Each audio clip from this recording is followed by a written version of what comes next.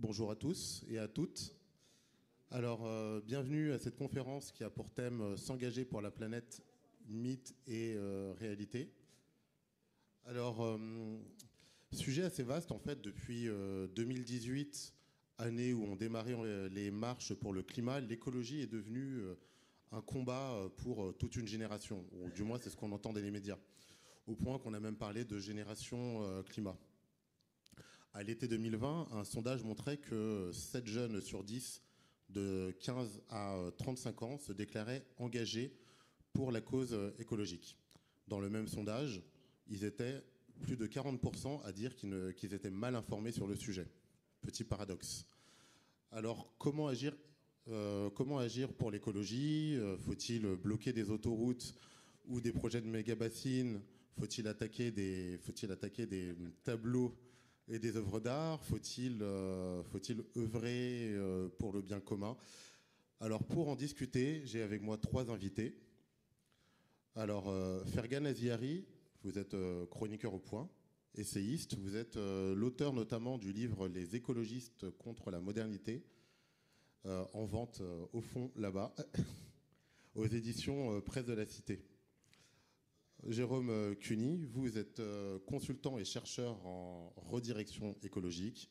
Vous êtes président de IDH 21 et vous êtes également auteur d'un livre sur la relocalisation dans la collection Fake or Not de Tana, également en vente au fond pour les intéressés. Et pour finir, Paul Melun, vous êtes essayiste et président de Souverain Demain et auteur du livre notamment Libérer la gauche, publié l'année dernière, si je ne me trompe pas, aux éditions du Cerf. Alors, je vais commencer, ordre alphabétique oblige, par vous, Fergan Aziari. On va dire, sur le plan écologique, on peut dire que vous êtes ce qu'on appelle un techno-solutionniste. Oui ou non? Répondez. C'est pas comme ça que le mot techno-solutionniste est devenu une insulte dans le milieu écologiste. Donc, quand on vous traite de techno-solutionniste, donc on vous reproche de chercher des solutions, ce qui est assez drôle. Mais finalement, le fait que ce terme soit une insulte en dit assez long, malheureusement, sur les préjugés en vigueur dans ce débat-là. Aujourd'hui, malheureusement, la pensée écologiste, telle qu'elle se développe depuis 60 ans, s'est construite non seulement contre les pollutions, mais s'est construite aussi en réaction à la civilisation industrielle, en réaction à ce que le philosophe allemand Hans Jonas appelait le Prométhée déchaîné, vous savez, du nom de ce titan qui a dérobé le feu de l'Olympe aux dieux pour le donner aux êtres humains, et il est familiarisé avec toutes sortes de techniques. C'est-à-dire que cette pensée écologiste, et ce n'est pas du tout la caricaturer que de le dire, tend à avoir des accents un peu rousseauistes qui, en entretenant la conviction qu'il y aurait finalement une opposition irréductible entre le progrès des arts, des sciences, des techniques, le progrès de la civilisation, et d'un côté, la qualité de l'environnement. Au risque, selon moi, d'affaiblir finalement, de dissimuler le véritable bilan de la civilisation industrielle. Et quand je parle du bilan de la civilisation industrielle, c'est pas seulement son bilan matériel, c'est pas seulement les combats qui ont été enregistrés contre la famine, la malnutrition, la maladie, mais aussi son bilan environnemental. Puisque très peu de gens le savent, mais la civilisation industrielle, par exemple, nous a délivré d'un environnement bien plus toxique que celui que nous habitons aujourd'hui. Moi, je suis toujours surpris de voir qu'on fait des gros yeux quand je rappelle cette réalité, mais par exemple, dans les temps pré-industriels, la pollution faisait beaucoup plus de morts. On mourait beaucoup plus de la pollution de l'air, de l'eau, dans les temps pré-industriels qu'aujourd'hui, pour une raison très simple, c'est que quand vous n'aviez pas d'électricité, que pour vous chauffer, pour cuisiner, pour vous éclairer, vous étiez obligé de brûler des substances peu recommandables dans des espaces semi-confinés, vous étiez exposé à des nuisances atmosphériques, notamment intérieures, bien plus meurtrières que les nuisances qui incommodent aujourd'hui le bourgeois lambda des métropoles occidentales. Mais Fergan, je vous coupe quelques Allez-y, secondes. coupez-moi. Est-ce qu'on ne peut pas dire que la civilisation industrielle ou l'industrialisation est au moins responsable de 3 mots qui sont le réchauffement climatique, parce que l'action de l'homme avant la révolution industrielle ne rejetait pas autant de CO2 et donc ne réchauffait pas la planète. l'effondrement de la biodiversité et l'épuisement de certaines ressources non renouvelables. Vous avez raison que la civilisation industrielle est apparue avec de nouveaux mots qu'il ne faut absolument pas relativiser. Le changement climatique anthropique en est un. Simplement, gardons-nous de cette nostalgie pré-industrielle qui irrigue véritablement la littérature écologiste et qui tend malheureusement à tomber dans le mythe de l'âge d'or. Et pourquoi je rappelle les fléaux écologiques prémodernes? Parce que quand on regarde une carte du monde aujourd'hui, en 2024, on se rend compte que les fléaux écologiques qui tuent le plus encore aujourd'hui sont les fléaux écologiques prémodernes, notamment dans les pays faiblement industrialisés. Aujourd'hui, ce sont dans les pays faiblement industrialisés qu'on meurt le plus de la pollution. Quand en Afrique subsaharienne, vous avez une personne sur deux qui n'a pas accès à l'électricité et qui, pour subvenir à ses besoins, doit recourir à des procédés rudimentaires, ça vous expose à des pollutions qui sont là encore bien plus meurtrières que celles que nous connaissons dans les pays du Nord. Et donc à entretenir une opposition factice entre développement et environnement, je crains que nous passions précisément à côté des solutions les plus efficaces pour répondre aux nouveaux défis. Et le changement climatique s'intègre parfaitement, si vous voulez, dans ce raisonnement-là. En matière d'adaptation, par exemple, les pays industrialisés sont beaucoup mieux armés que les pays faiblement industrialisés pour lutter, pour s'adapter face au changement climatique. Quand vous vous appelez les Pays-Bas et que vous pouvez installer un système de protection côtière ultra sophistiqué, des digues, des polders, vous êtes beaucoup moins vulnérable aux inondations que lorsque vous vous appelez le Bangladesh. Quand vous vous appelez Israël et que vous pouvez dessaler l'eau de mer, vous êtes beaucoup moins vulnérable à la sécheresse que lorsque vous vous appelez Madagascar. Et c'est pour cette raison, par exemple, que depuis 100 ans, la population humaine a été multipliée par 4, et pourtant le nombre de victimes de catastrophes naturelles ne cesse de diminuer aussi bien en valeur relative qu'en valeur absolue. Pas parce qu'il y aurait moins de catastrophes naturelles, mais parce qu'entre-temps, l'humanité s'est développée, a acquis une certaine résilience face aux aléas naturels et est beaucoup mieux armée pour se défendre face aux aléas naturels qu'elle ne l'était avant. Et en matière de décarbonation, c'est la même chose. C'est dans les pays riches et industrialisés qu'on est capable de mobiliser des ressources conséquentes pour décarboner son économie. Ce n'est pas un hasard, là aussi, si l'intégralité des investissements écologiques sont concentrés dans une petite poignée de pays, les pays européens, les États-Unis, une partie de l'Asie, parce que c'est évidemment là qu'on a les ressources nécessaires pour décarboner l'économie, pour faire ce qu'on appelle un découplage, c'est-à-dire déconnecter la production de richesses des émissions de gaz à effet de serre. Un exemple parmi d'autres, aujourd'hui, un pays comme la France, même en tenant compte des importations, j'insiste, a un bilan carbone une empreinte carbone inférieure à la Chine, alors que les Français sont évidemment beaucoup plus riches que les Chinois en moyenne. Pourquoi ? Parce que quand vous êtes un pays riche et que vous avez une électricité décarbonée à 90% grâce au nucléaire, vous avez un meilleur bilan carbone qu'un pays émergent qui carbure encore au charbon. Donc cette opposition entre environnement et économie, pour moi, ne se justifie pas dans la mesure où c'est en s'enrichissant que les sociétés humaines peuvent se doter des technologies et des infrastructures nécessaires pour assainir leur environnement. Merci Fergan. Jérôme, je me tourne vers vous. Votre livre a porté sur la relocalisation. En quoi la relocalisation vous semble indispensable dans ce combat pour l'écologie? Et petite question, comment du coup la faire advenir, cette relocalisation? Alors j'étais à peu près en désaccord avec la moitié, les trois quarts de ce que vous avez dit. Et je vais commencer par ce avec quoi je suis d'accord avec monsieur. Donc c'est une bonne transition, mais je vais me permettre de diverger un tout petit peu après, parce que là c'était dur.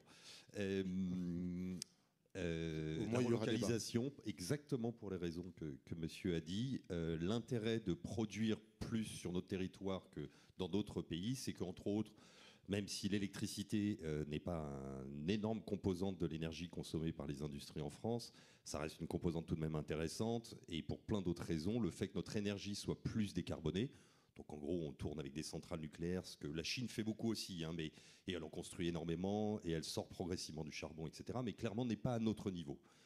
Une étude, je vais pouvoir faire un clin d'œil aux partenaires, puisque Deloitte a fait une étude il y a quelques années très intéressante là-dessus, en regardant les industries les plus polluantes qui vont être en gros la sidérurgie, la verrerie, la papeterie, et que si on rapatriait l'équivalent à peu près de ce qu'on consomme, on diviserait par 2 très très très rapidement, rien qu'en appliquant des technologies disponibles en Europe et aussi nos normes environnementales, on pourrait diviser par 2 nos émissions de carbone. Donc avantage flagrant au fait de relocaliser. Je pense qu'il y a un deuxième avantage qui va me permettre de faire la transition sur les sujets que vous avez couverts, c'est nous remettre un peu le nez dedans. Parce qu'en fait, diviser par deux, c'est pas du tout même proche des objectifs qu'on a, que l'Europe s'est fixé. Hein. C'est pas que des objectifs écolos, hein. Ce sont des objectifs votés au niveau de l'Europe qui ont été confirmés au niveau français. À ce moment-là, quand on va ramener, on va tout de même avoir, entre guillemets, des pollutions. Et pour aller un tout petit peu dans le technique, on va diminuer notre empreinte carbone. Donc l'empreinte carbone, c'est la somme de notre bilan carbone français plus le carbone des importations. On va donc diminuer notre empreinte carbone si on importe moins. Par contre, vous comprenez que notre bilan carbone sur le territoire va augmenter puisqu'on va produire plus, même si on produit avec moins d'émissions de carbone. Mais je trouve ça très important parce qu'en fait, en allant chercher des matériaux à l'autre bout du monde, en fabriquant énormément, hein, sur les vêtements, on est à plus de 90%, et en gros, sur ce que vous consommez, les 2/3 est importé. En gros, même si c'est pas simple toujours de vraiment suivre le chemin d'un produit aujourd'hui, tellement il est mondialisé. Le fait de ravoir chez nous des usines et même d'extraire des métaux et autres va nous rappeler tout ce qu'on a invisibilisé en l'envoyant, en le faisant à l'autre bout du monde. Et je pense que ça, c'est le deuxième avantage très important de la relocalisation, réalisé. Malheureusement, et je pense que le e-commerce a encore rajouté un niveau à ça, c'est que vous allez dans un supermarché, d'autant plus dans les très grandes villes, plus personne n'a la moindre notion de ce que veut dire l'agriculture. Alors l'industrie, c'est encore un autre niveau, parce que l'agriculture, vaguement, on se dit qu'il y a quelque chose qui pousse dans la terre. Mais avoir conscience qu'un téléphone, c'est 70 matériaux, 70 kilos d'empreinte matière, c'est-à-dire qu'il faut sortir 70 kilos de roche pour faire un téléphone qui fait 300 grammes, je pense que ça serait important qu'on commence, nous, à le réaliser. Et quand c'est au bout de la rue, vous le réalisez un petit peu plus que quand ça vient de l'autre bout du monde. Et se pose la question aujourd'hui, puisque dans l'Allier, il y a aujourd'hui le projet d'ouvrir une mine de lithium, et c'est très controversé, parce que chez les écologistes, en termes de pensée, c'est beaucoup plus divers que ce que vous avez présenté, en tout cas de ce que je vois, moi. Aujourd'hui, il y a une controverse, parce que d'un côté, une mine, vous pouvez faire tout ce que vous voulez, et les projets de Imerys, la société, est très intéressant. Ils vont diviser au moins par 2, si ce n'est plus, les émissions de CO2 associées à l'extraction du lithium par rapport à ce qui est fait en Australie ou au Chili, mais ça va rester polluant. Il faut arrêter. Une mine, c'est un énorme trou, ça enlève des zones d'habitat pour la biodiversité. Je ne sais plus si vous l'avez mentionné, ça reste une des plus grandes catastrophes de l'Europe. Les insectes, les oiseaux sont en train de disparaître. C'est l'une des 3 que j'ai mentionné, effectivement. Pardon, excuse-moi. Ils sont en train de disparaître. Bon, une mine, ça n'a rien. Sauf qu'à un moment, moi, je trouve ça important que les gens voient passer les milliers de camions pour comprendre que le lithium dans chacune de votre batterie de téléphone ou de voiture, ben, c'est un énorme trou dans la terre, c'est des camions, etc. Donc la relocalisation, je pense que ça peut être aussi un réveil. Et comment la faire advenir ? Est-ce que justement la mondialisation et la division internationale du travail ne fait pas partie, malheureusement, de l'histoire ? Peut-être. Après, c'est très bien dit, c'est un choix politique. Donc on va revenir sur le mot d'engagement, qui est quand même le mot-clé de cette conférence. Il faut des choix politiques forts. Ça a été mentionné un petit peu ce matin, choix politique, il faut faire des choix, je trouve que c'est important. Je considère que moi, l'expression de la liberté, c'est en fait faire des choix et même être forcé à faire des choix. Je trouve ça plus important qu'une définition de la liberté qui voudrait dire qu'on peut faire tout ce qu'on veut. Je ne dis pas que c'est ta position, hein, mais je pense que c'est un moment important et qui peut nous faire avancer tous et toutes moralement et philosophiquement là-dessus. Et faire des choix, moi, c'est l'idée de la redirection écologique, pour clarifier peut-être le terme que les gens ne connaissent pas. C'est que la transition écologique se concentre sur les moyens, ce qui a été très bien dit, et moi je ne suis pas du tout contre. Il faut remplacer les voitures à moteur thermique par des voitures électriques. Sauf que si on ne se pose pas la question sur la finalité, qu'est-ce qu'on va en faire ? C'est-à-dire, il y a à peu près 40 millions de voitures en France. Je vous fais un scoop, il n'y aura pas 40 millions de voitures électriques. Hein, pour un problème simple, nous n'avons pas les métaux et les matériaux pour le faire, etc. Il y a des limites, tout le monde le sait, même le secrétariat général à la planification écologique. J'étais très content qu'enfin cet organe existe pour montrer que ça ne boucle pas. En fait, ça boucle pas. Et donc, il va falloir faire des choix sur ce qu'on veut en finale. Et c'est ça ce que la redirection écologique pose, c'est qu'est-ce qu'on veut à la fin ? Et donc, qu'est-ce qu'on veut produire ? Et c'était le débat qui a été posé ce matin. Est-ce que c'est important de pousser des technologies toujours plus complexes qui complexifient notre monde technologique, qu'on appelle parfois la technosphère, et qui l'enrichit et qui accumule et qu'on essaie de recycler. Après, je ne vais pas vous faire tout un cours sur l'économie circulaire qui est très bien, mais qui a une limite, tant qu'on veut faire plus. Ou est-ce qu'on se dit, peut-être qu'on peut faire avec ce qu'on sait faire, en prenant en compte la science, la technologie. Je ne nie pas ça du tout. Profitons de cette efficacité, Mais si c'est pour faire pareil, relocaliser, d'abord, on n'y arrivera pas. Et ensuite, je pense que ça n'a pas de sens. Et c'est là où je pense que la relocalisation, la notion de sens, que tout le monde semble réclamer d'ailleurs, hein, quelles que soient les couches sociales, quels que soient les partis pour lesquels on vote, est essentielle. Donc je pense que relocalisation, c'est pas qu'un jeu. C'est très politique, mais pas dans le sens politique-politicienne, la vie de la cité. D'accord, merci beaucoup. Paul, je me tourne maintenant vers vous. Alors, vous venez de la gauche, parce que vous avez, si je ne me trompe pas, milité à l'UNEF. Vous avez été aussi membre du Parti Socialiste et surtout, vous avez écrit ce livre, Libérer la gauche, livre dans lequel vous faites preuve de votre mécontentement sur ce qu'elle est devenue. Dans les débats, aujourd'hui, l'écologie est beaucoup liée à la gauche, c'est-à-dire le principal parti qui s'en réclame en France siège à gauche à l'Assemblée nationale, a fait partie du NFP, de la NUPES avant, de la gauche plurielle, etc.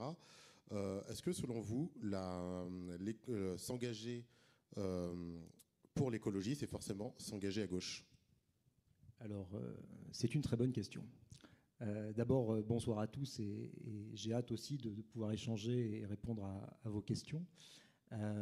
Peut-être sur ce premier sujet, il faut d'abord réfléchir, je pense, à l'évolution du clivage gauche-droite. C'est-à-dire que l'écologie fait pour moi partie de ces sujets. On pourrait en citer d'autres.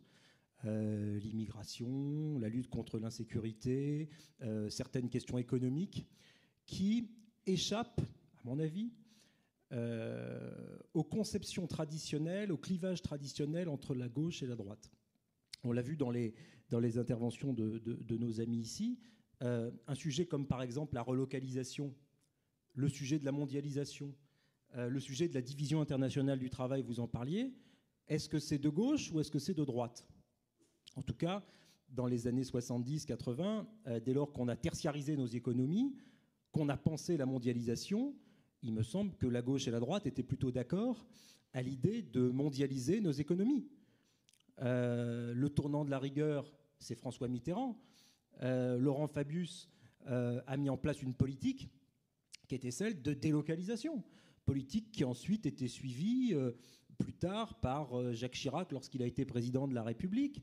Pendant la cohabitation aussi, Lionel Jospin, ça a été les privatisations, les délocalisations d'entreprises, etc. C'est même le Premier ministre qui a le plus privatisé. Oui, mais bien sûr, c'est le record de privatisation. Donc quand aujourd'hui on me dit, effectivement, est-ce que la mondialisation, c'est de gauche ou c'est de droite? Je dis les deux, mon capitaine.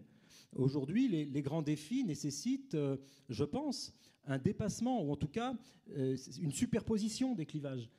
Moi, je pense que, par exemple, le gaullisme, en son temps, était déjà un dépassement des clivages au service de l'intérêt général, au service de l'intérêt supérieur de la nation. Donc je pense que c'est dans ce cadre-là que doit être posée la question écologique. Et si on fait un peu d'histoire sur la genèse de l'écologie, si on fait la généalogie de l'écologie politique, on voit bien à quel point c'est complexe. On ne peut pas attribuer la paternité de l'écologie à la gauche. Sans passer par les heures sombres de l'histoire, il est vrai que le lien avec la terre, le lien avec la paysannerie, l'ancrage terrien était plutôt défendu au début du XXe siècle par les idéologies totalitaires, que ce soit d'ailleurs en URSS ou que ce soit avec le fascisme ou le nazisme. Donc, si vous voulez, le rapport à la terre, le rapport au vivant, c'est extrêmement complexe. Et il y avait aussi des écologistes au XIXe siècle, chez les anarchistes, chez les libertaires. Donc tout ça dépasse les clivages. Là où il y a en revanche, pour répondre à votre question, une imposture contemporaine selon moi, c'est qu'une certaine gauche aujourd'hui s'arroge le seul droit de parler d'écologie, interdisant à la droite, interdisant aux conservateurs de parler d'écologie. Alors que pour moi, l'écologie est aussi un sujet conservateur, un sujet de conservation au sens le plus noble du terme. Lorsque vous allez voir un musée, que vous allez admirer une œuvre de Toulouse-Lautrec ou de Manet, elle est conservée. Il y a un conservateur à ce patrimoine matériel ou au patrimoine muséal monumental. De la même manière, il y a des conservateurs pour les eaux, pour les forêts. L'écologie est un concept qui, à bien des égards, est un concept conservateur. Bien sûr, Bernard Charbonneau, qui est l'un des grands pionniers, on va dire, de la pensée écologiste, disait dans un de ses livres les plus importants, Feu vert, que l'écologie était selon lui le mariage contre nature, mais indispensable, de la gauche libertaire anticapitaliste et de la droite conservatrice. Eh ben, c'est ma lecture de l'écologie. Le problème aujourd'hui, c'est que ceux qui préemptent l'écologie dans le combat politique utilisent et se servent de l'écologie comme le paravent à toute autre sorte d'idéologie. Quand vous écoutez aujourd'hui, je termine juste là-dessus, quand vous écoutez aujourd'hui les discours des représentants d'Europe Écologie Les Verts, pour la plupart d'entre eux, ils commencent en vous parlant du réchauffement climatique et ils finissent en vous parlant des transitions de genre pour les mineurs. Là, il faut m'expliquer, quoi. Parce que, même d'ailleurs, les pionniers de l'écologie politique, y compris d'ailleurs certains à la fin du XXe siècle, avaient plutôt d'ailleurs des positions conservatrices sur le mariage pour tous, etc., voire sur l'IVG. Donc nous assistons là à un grand renversement du concept écologique, à un changement de paradigme où aujourd'hui, les tenants de l'écologie politique, c'est le maire de Lyon, le maire de Grenoble, le maire de Bordeaux, c'est des histoires de sapin de Noël, du Tour de France qui serait viriliste, masculiniste, etc., ou trop patriote. Donc il faut bien comprendre à quel point le concept écologique a été d'abord préempté, puis dévoyé. Donc il faut remettre du sérieux dans ce débat, pouvoir parler des activités productives, pouvoir parler des effets de la mondialisation sur la planète, et pouvoir, parler du fond, que l'on vienne de la droite ou que l'on vienne de la gauche. Oui, mais je me demande si la droite n'est pas aussi responsable de ça. Est-ce que la droite n'a pas aussi abandonné toute ambition de penser l'écologie à quelques exceptions près, quelques intellectuels comme Olivier Rey par exemple? Et est-ce que la droite, par anti-gauchisme, on va dire, ne s'est pas dit l'écologie justement c'est la gauche, les transitions de genre, etc. Et donc n'a pas aussi abandonné ce combat? Évidemment, la droite, pour moi, ces dernières années, n'a pas été au rendez-vous de la bataille culturelle, généralement en France, dont l'écologie fait partie. C'est-à-dire que beaucoup de gens de droite, notamment d'ailleurs dans la veine d'une pensée, la pensée du MEDEF, quoi, pour faire très très caricatural, s'est dit non, l'écologie c'est une affaire c'est le modèle Amish, comme dirait l'autre. L'écologie c'est les ZAD, c'est le Larzac, ce sont des gentils qui vont aller couper les OGM, etc. C'est pas un sujet. Le sujet c'est l'économie, le progrès, et de cela découlera l'écologie. Et circuler, il n'y a rien à voir. Or, je crois que la sensibilité écologique et que le souci pour la planète, en tout cas dans l'opinion publique, dépasse lui aussi le clivage gauche-droite, et que beaucoup d'électeurs de droite auraient aimé entendre leurs représentants parler de politique agricole, parler par exemple de la révolution pour la monoculture, de la fin des cultures vivrières dans les territoires ruraux, auraient eu envie de parler de la pollution atmosphérique, sans qu'on pense que ces sujets-là soient des sujets, pour reprendre vos mots, de gauchistes. En fait, à gauche, on a refusé de parler d'immigration pendant des années, considérant là que c'était le diable fasciste, et à droite, on a refusé de parler d'écologie, disant c'est un truc de marginal, de zadiste de Notre-Dame-des-Landes. C'est une erreur. Ce sont des sujets qui façonnent le monde contemporain et qui méritent qu'on s'y attarde et qu'on mène une politique d'intérêt national et plus généralement, pour le coup, pour l'écologie, d'intérêt mondial, parce que ça dépasse le strict cadre national, même si, et là c'est le sujet pour le coup qui était traité à l'instant sur la relocalisation, moi je pense que beaucoup de solutions passent par l'échelon national, par la souveraineté nationale, par le produire en France, et que vouloir maintenir une grande et ambitieuse politique écologique dans la mondialisation telle qu'elle est aujourd'hui, ça me semble totalement impossible. Okay. Alors on a deux de nos intervenants qui pensent que l'écologie passera par la relocalisation. Je crains que le troisième ne soit pas d'accord, donc je vais lui laisser la parole sur ce sujet. Déjà, je pense que lorsqu'on parle de la mondialisation, il faut quand même rappeler quelques données. C'est-à-dire qu'on aime bien critiquer la mondialisation en France. Il faut quand même rappeler qu'elle a sorti de la misère des centaines de millions, des milliards d'êtres humains de la pauvreté.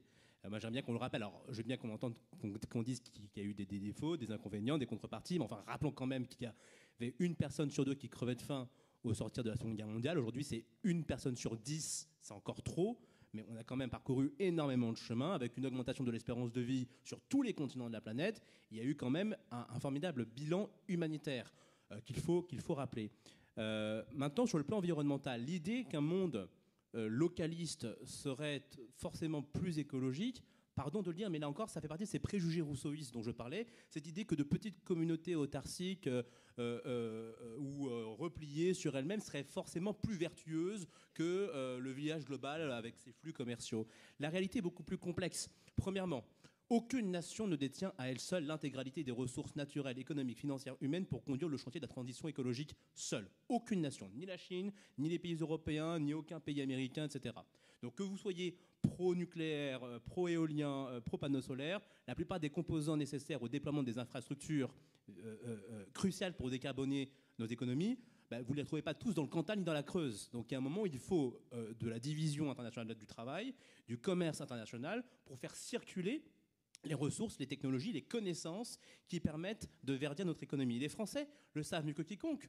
Nous nous targuons à juste titre de figurer parmi les nations les plus vertueuses de la planète sur le plan climatique avec notre parc électronucléaire. Il faut se souvenir que notre parc électronucléaire n'a pas été développé dans un contexte autarcique. C'est une licence américaine que nous avons achetée, la licence Westinghouse. C'est elle qui équipe notre parc nucléaire. Donc rien que cet exemple vous montre l'importance des échanges internationaux pour construire des infrastructures vertes.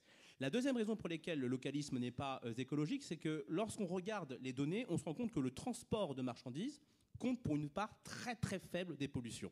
Un exemple très simple, par exemple, le transport de bœuf, c'est 1% des pollutions. C'est-à-dire que l'essentiel des pollutions dépend des modes de production, des méthodes de production.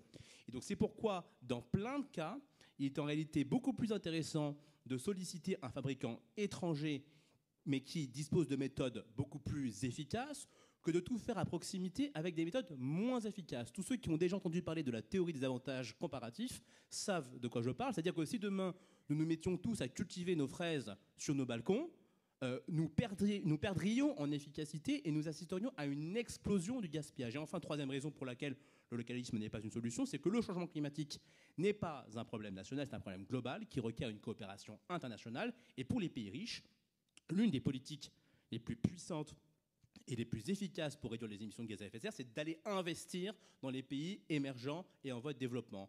Or, cette méthode-là suppose un cadre économique ouvert où les capitaux, les connaissances peuvent circuler. Quand, par exemple, la France est en pourparlers avec l'Inde pour lui fournir 6 réacteurs nucléaires, elle fait bien plus pour la planète que tous les militants du localisme. Parce que avec ce genre de méthode-là, vous aidez les pays émergents à les dissuader de puiser dans les énergies fossiles, mais en décarbonant les économies des pays émergents et en voie de développement, vous décarbonez aussi mécaniquement les importations. C'est-à-dire qu'aujourd'hui, si les émissions importées sont aussi élevées, c'est parce que vous avez des pays, des partenaires commerciaux qui ont encore des technologies très rudimentaires.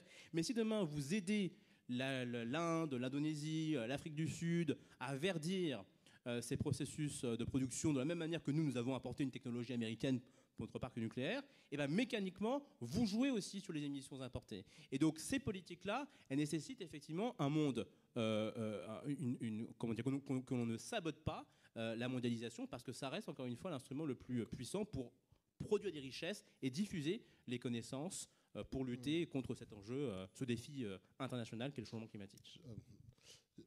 D'accord, Jérôme, je me tournais vers vous, puisque j'imagine que vous n'êtes pas du tout d'accord. Juste un petit point, c'est que Keynes disait dans un texte très peu connu qui s'appelle de l'autosuffisance nationale, disait produisons chez nous tant que c'est raisonnablement et pratiquement possible. Est-ce que vous iriez dans ce sens-là ? Alors complètement, on revient à la notion de choix. Alors je suis obligé quand même je vais me permettre de réagir quand même. Ouais. Je ne l'ai pas fait vraiment tout à l'heure. Alors il faut arrêter de caricaturer une recherche de forme, de niveau d'autonomie à du localisme avec le village en autarcie. C'est-à-dire on produit pratiquement plus rien dans notre pays. Quand arrivent des problèmes comme le Covid, on arrive sur la question de la souveraineté. Il faut bien différencier d'ailleurs souveraineté d'autonomie. Souveraineté, c'est le pouvoir de décider. On a voté un prix fixe sur les masques, sauf qu'on n'en avait pas. Donc on était souverain, on pouvait prendre des décisions, sauf qu'on avait zéro autonomie. Avoir un peu plus d'autonomie, c'est sur la notion de résilience, parce qu'il faut se dire aussi qu'il peut y avoir toutes sortes de problèmes, ce qu'on a vu pendant le Covid, ce qu'on a vu post-Covid, etc. Au passage, et là je vais rebondir et pouvoir répondre à mes deux partenaires, sur le fait que, en fait, il faut repenser, je reviens à ma question de finalité, le jour où vous allez donner de plus en plus de technologies efficaces à ces pays émergents dont on profite largement, ce qui ont fait gagner un petit peu de, pas tant que ça, mais un peu de pouvoir d'achat aux pays occidentaux, parce qu'on a pu acheter des choses pas chères, moins chères que si elles avaient été fabriquées dans notre pays. Vous vous doutez bien que quand le niveau de vie va augmenter, les prix vont augmenter et on sera beaucoup moins intéressé. Parce que la finalité de tout ce système, ce n'est pas le bien-être des pays en voie de développement. C'est une bonne nouvelle, vous avez raison, mais c'est pas vrai, c'est faire de l'argent. Soyons bien clairs là-dessus. Et au passage, je pense que c'est le problème de la droite. Pourquoi elle n'arrive pas à s'emparer du sujet écologique? Parce que si vous mettez l'économie en premier, ça ne peut pas être de l'écologie. On est sur ce qu'on appelle de la durabilité faible. C'est-à-dire, vous prenez bien en compte, c'est ce qu'a été la RSE depuis 15 ans, si vous n'êtes pas familier avec ce terme, donc responsabilité sociétale des entreprises, ça fait 20 ans que les entreprises en parlent. Et on se dit, c'est marrant, elles ne se sont pas tant transformées que ça. Ben oui, parce qu'en fait, tant que vous mettez l'économique en premier, vous allez chercher ce qui coûte le moins cher. Et en fait, on le sait dans une grande majorité des choix, quand vous prenez le moins cher, ce n'est pas nécessairement le plus écologique. Donc en fait, sur la question de la finalité, ça va se poser. Est-ce que notre but, c'est d'améliorer le bien-être de toutes les populations de la planète, ou est-ce que le but, c'est de faire de l'argent? Et ça change complètement la stratégie et la vision. Et c'est ça qui change. Moi, dans mon idée, c'est que ramener en France, c'est aussi, parce que vous avez dit que, et c'est pas complètement faux, c'est que bien sûr, on veut des technologies les toujours plus efficaces. Mais derrière, il y a la question du volume. C'est-à-dire être très efficace, mais faire de plus en plus de volume, efface les gains que vous avez faits. Petit exemple, j'ai écrit un livre. Dedans, j'ai mis un chiffre qui était encore sur l'achat de vêtements. Je vous donne un chiffre, quand même qu'on ait des idées en France. On achète 2 milliards de vêtements en France par an. Excusez-moi, c'est le chiffre que j'avais en 2022 quand j'ai écrit mon livre.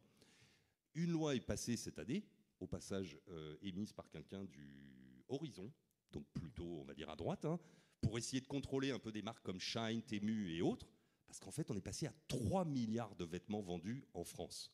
Alors 3 milliards, on est 68 ou 69 millions. Donc la question de l'efficacité, du coût économique, ok, elles sont importantes, mais derrière la question du volume, et malheureusement, je pense que le système a besoin de faire trop de volume et d'inonder pour arriver à des prix bas.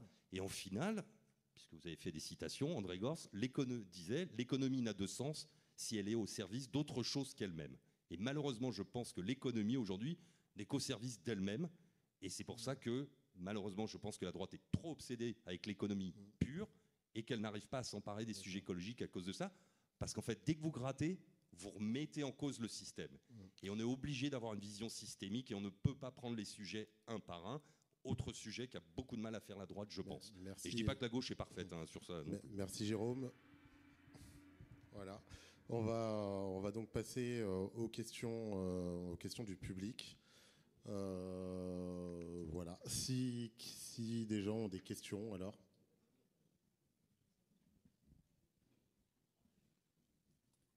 Monsieur.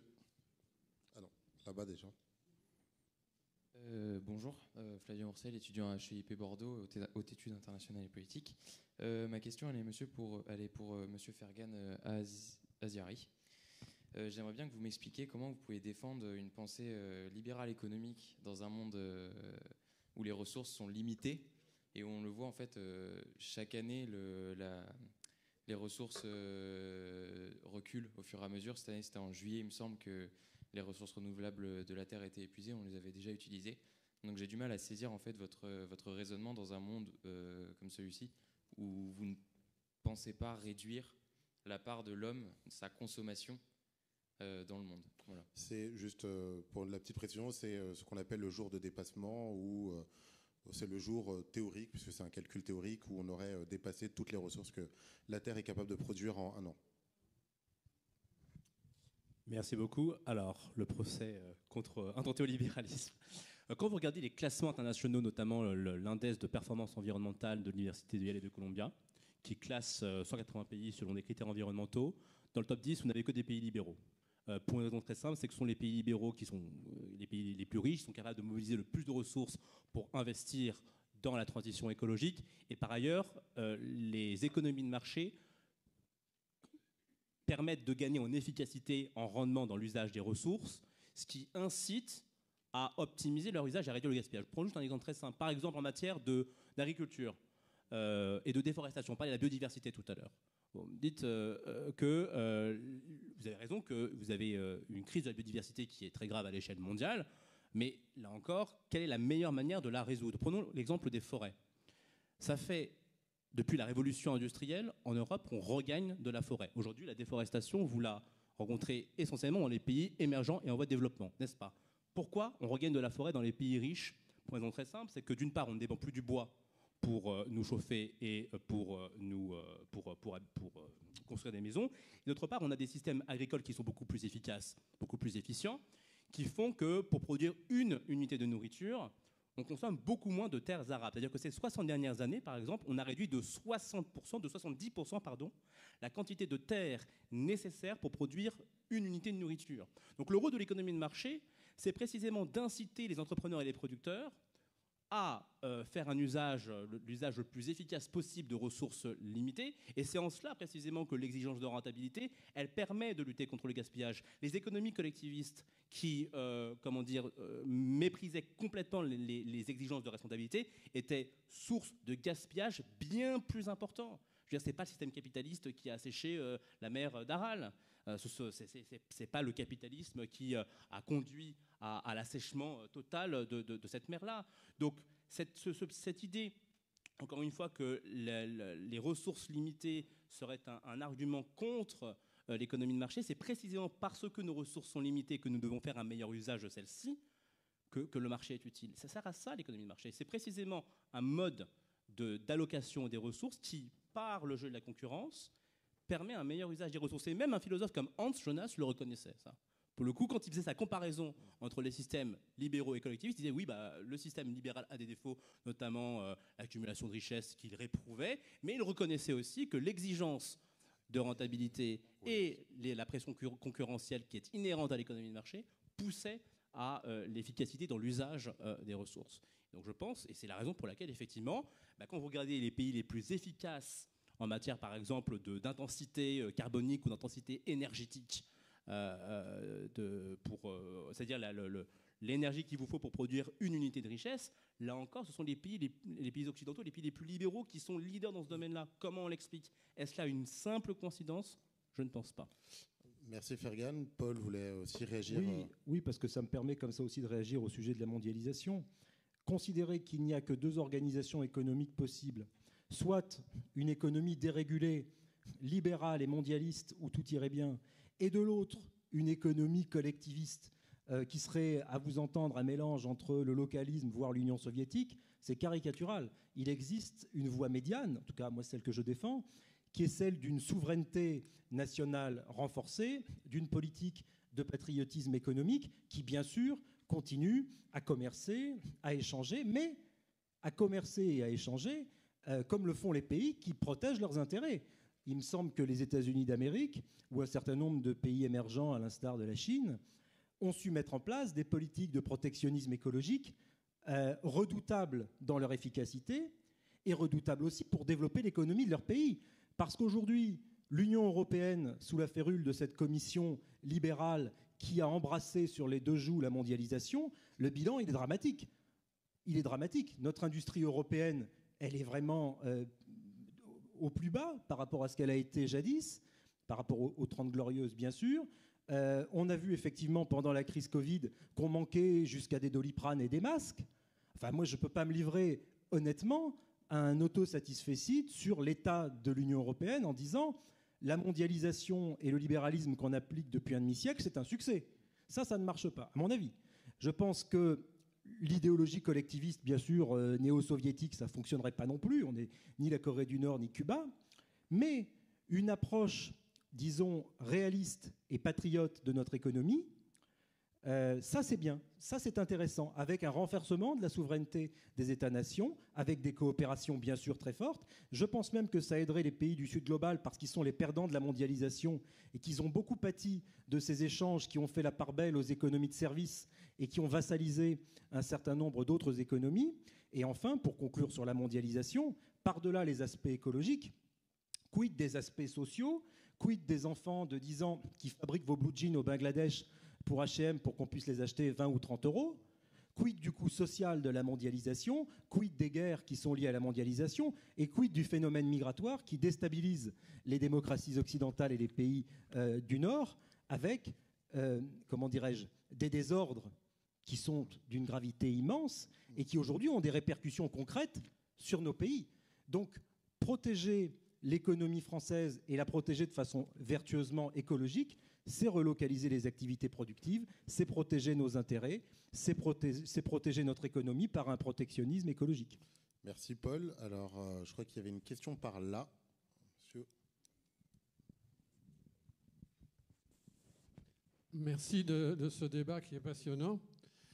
Ma question est la suivante, c'est pourquoi les écologistes sont contre le nucléaire, qu'ils ont fait fermer les centrales nucléaires en Allemagne, une prochainement en Belgique, et qu'ils ont été obligés de faire des centrales à charbon pour remplacer leur manque d'électricité. Je vais peut-être donner la parole à Jérôme en premier. Alors, je ne suis pas le représentant depuis 70 ans de tous les écologistes. Je sais que je suis un peu plus vieux que mes deux partenaires, mais j'étais pas là dans les années 60. Il faut revoir l'historique, en fait. Moi, je rappelle toujours là-dessus, il faut revoir l'historique. C'est-à-dire que ce mouvement écologiste anti-nucléaire, il date des années 60. Il faut réaliser qu'on était pendant la guerre froide. C'est-à-dire que l'imagerie nucléaire, ce n'était pas juste la peur des accidents nucléaires, de centrales nucléaires. C'était aussi la peur nucléaire générale, en fait. Ce qui aurait dû potentiellement se réduire avec le temps. Mais il y a quand même, et ça rejoint certains points qu'on a soulevés, il y a quand même l'idée avec le nucléaire, la dangerosité, on pourra en débattre longtemps et peut-être qu'elle est moindre que ce qu'on dit. Il y a la notion de déchets et de reste de rebut dans la durée. En gros, vous êtes sur des milliers d'années, on laisse ça. On peut dire qu'il n'y en a pas beaucoup, on peut dire qu'on va les enterrer. Enfin, je donne toujours un référentiel, entre autres à Bure, où ils veulent enterrer. Il faut réaliser qu'on a mis des jeunes chercheurs travailler pour leur thèse sur de la sémiologie, donc des symboles, pour essayer de laisser un message pour que des populations, vous vous doutez bien qu'on ne parle pas français comme on parlait il y a 10 000 ans, étant donné que ces éléments vont rester pour 10 000 ans, il faut trouver des symboles en estimant comment les gens pourraient les comprendre dans 10 000 ans. Donc c'est ce genre d'éléments qui choquent les écologistes. Après, pour avoir beaucoup traîné dans les éléments écologistes, parce que ça s'élargit et qu'on n'est plus sur des anciens militants des années 70 ou leurs enfants, mais toute une autre vague, parce que j'ai assisté à des réunions de LV, et je peux vous dire que les questions étaient très drôles et les militants en face de la vieilleure étaient très mal à l'aise, parce que les jeunes militants qui arrivent sont beaucoup moins tranchés sur le sujet. Voilà. Donc pour vous dire que même chez les écolos, il y a une large évolution, et que parce que ça touche beaucoup plus de gens, on arrive, et c'était un des débats de cet après-midi, on arrive à un peu plus de nuances. Rappelons, en France, on n'a fermé qu'une seule centrale depuis. Sous François Hollande. Sous François Hollande. Oui, il fallait bien qu'il donne quelque chose en échange. C'est un accord électoral, effectivement. On va essayer de prendre une dernière question, si on a. Oui, c'est un peu pour revenir sur la question des déchets, mais je vous remercie d'avoir rappelé que la pollution, ça date pas d'hier. On a vu qu'un des grands sujets politiques du moment en ce moment, c'est de savoir si on pouvait se baigner ou pas dans la Seine. Bon, au XVIe siècle, on se baignait pas dans la Seine. C'était impensable. Ouais. Il y avait des tanneurs. Enfin voilà, on s'approchait même pas de la Seine. On était déjà bourré de boutons. Ce qui change avec la révolution industrielle, c'est non pas la pollution, c'est la durée des pollutions, et notamment avec la chimie, où on a des pollutions qui sont beaucoup plus profondes et qui durent extrêmement longtemps. Et donc, c'est en cela où le nucléaire pose quand même un grand problème. Vous l'avez vu, c'est ce rapport au temps. Et nous, les historiens, on est très sensibles à ça. Et là, on est clairement confronté au problème du présentisme. C'est-à-dire, comment est-ce qu'on se conçoit par rapport au passé ? Non, effectivement, la pollution, ce n'est pas un problème qui date d'aujourd'hui. C'est quelque chose qui est inhérent à l'humanité, c'est l'impact même de l'humanité, mais avec une pollution qu'il faut elle-même historiciser, puisque ce n'est pas la même qu'on a au XVIIe siècle. Et comment est-ce qu'on essaie de se projeter dans 2500 ans, dans 4000 ans ? Et ça, c'est quelque chose qui est complètement indépendant. Mais c'est peut-être pas possible, certainement, mais alors on fait quoi ? Et c'est complètement indépendant, c'est complètement absent du débat. On se dit, ah bah oui, nous, tranquille, on peut décarboner 90%, on a le nucléaire. Ah oui, enfin, on met ça sous le tapis. Vous nous avez dit, c'est pas gros en volume. Ouais, d'accord, mais c'est quand même un peu toxique, quoi. Ah oui, j'ai pas nié ça du tout. J'essayais d'être dans la nuance. Hein. Si vous me lancez sur le nucléaire. Fergan, tu as 30 secondes. Oui, alors, tout est une question de balance bénéfice-risque. Oui, le nucléaire a ses inconvénients comme toute forme d'énergie. Maintenant, vous êtes face aujourd'hui à ce qu'on appelle un trilemme, c'est-à-dire que si vous voulez décarboner nos économies, que vous voulez une énergie abondante, alors vous avez plusieurs possibilités, ou bien vous abandonnez le nucléaire et vous avez des énergies fossiles et les énergies renouvelables, et dans ce cas-là, c'est pas bon pour le climat, ou bien vous ne faites que des énergies fossiles, que des énergies renouvelables, mais vous n'avez pas l'abondance nécessaire, et donc avec une baisse du confort qui serait, selon moi, complètement intolérable, ne serait-ce que moralement. Et si vous faites du nucléaire, vous avez des déchets. Mais aujourd'hui, la gestion des déchets est telle que le risque qu'ils représentent est infiniment moins élevé que le fait de ne pas utiliser de nucléaire pour lutter contre l'ennemi public numéro 1, qui est quand même les émissions de gaz à effet de serre. Donc je pense qu'il faut se dire qu'il n'y a pas de solution parfaite, il y a des arbitrages. Et pour en revenir à votre question, pourquoi aujourd'hui une telle hostilité contre le nucléaire, il faut aussi se replonger dans la littérature écologiste. Vous avez beaucoup de philosophes, de penseurs de l'écologie politique qui estiment que le péché originel du nucléaire, c'est aussi sa potentielle abondance. Quelqu'un comme Aurélien Barraud, par exemple, vous dit que si demain on trouve une énergie illimitée, propre et absolue, la fusion, ce serait une catastrophe absolue. Parce qu'on en revient, encore une fois, à la protestation initiale de l'écologie politique, qui est une lutte contre la civilisation industrielle et l'anthropisation du monde. Et la question qui va se poser, elle est morale, c'est est-ce que oui ou non, Homo sapiens, est-ce qu'il est légitime à poursuivre sa quête de prospérité matérielle tout en préservant son environnement, ou faut-il absolument créer ce clivage entre prospérité et environnement qui, selon moi, n'a pas lieu d'être. Je vous remercie tous les trois. On a à peine dépassé, donc ça va.